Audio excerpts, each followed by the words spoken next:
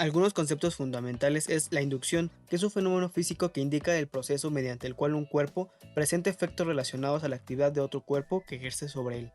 Otro es el electromagnetismo, rama de la física que estudia las relaciones entre la electricidad y el magnetismo, el cual describe la interacción de partículas cargadas con campos magnéticos y eléctricos. Inducción electromagnética.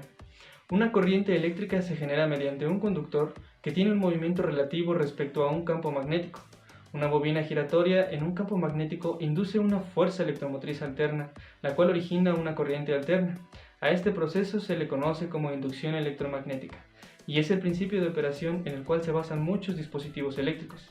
Ejemplo de ello son los transformadores y generadores eléctricos de corriente alterna, que aprovechan la inducción electromagnética para producir y distribuir energía eléctrica en forma económica. Ahora, fue allá alrededor de 1820 que Christian Ørsted comenzó con el descubrimiento de que una corriente eléctrica era capaz de crear un campo magnético.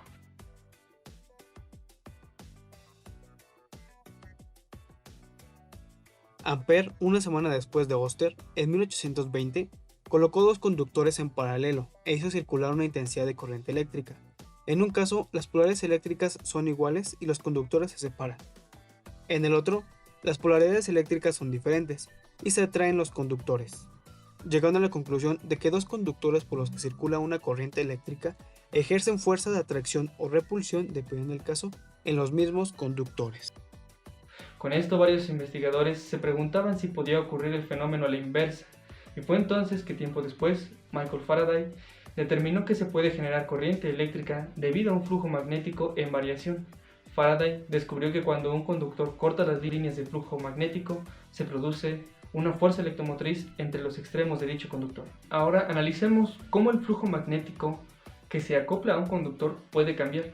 En el caso más sencillo de un alambre que se mueve a través de las líneas de flujo, donde esta expresión representa la rapidez con la cual el flujo se acopla a causa de los cambios del conductor. Sin embargo, para que una corriente inducida exista, es necesario que fluya a través de un circuito cerrado.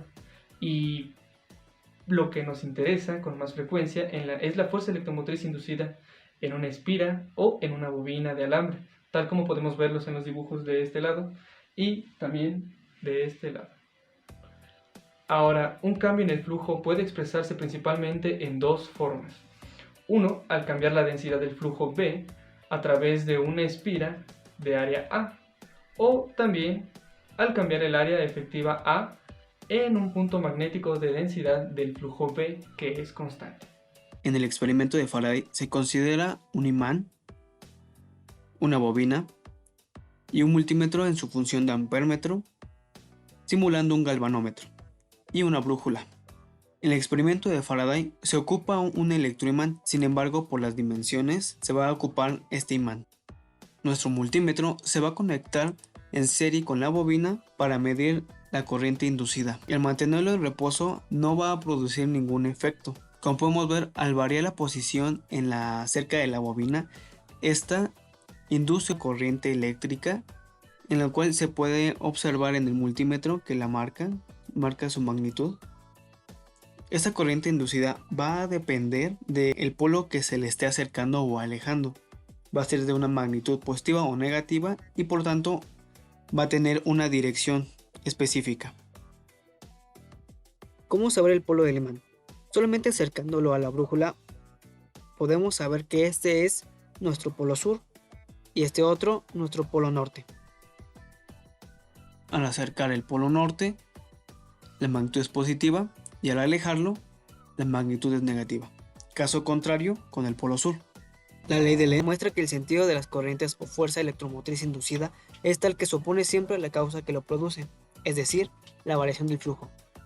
Al introducir el polo norte de un imán a una bobina, induce una corriente eléctrica que a su vez origina otro campo magnético que se opone magnéticamente a lo que lo produce.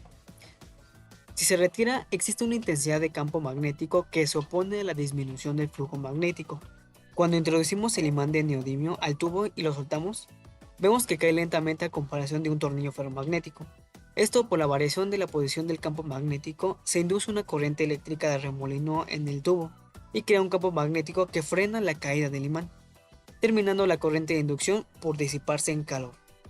Por último, vamos a ver la generación de corriente continua por medio de un dínamo que se está moviendo por energía mecánica y se está induciendo a través de estos campos que tiene, que son electroimanes, se está induciendo una corriente eléctrica.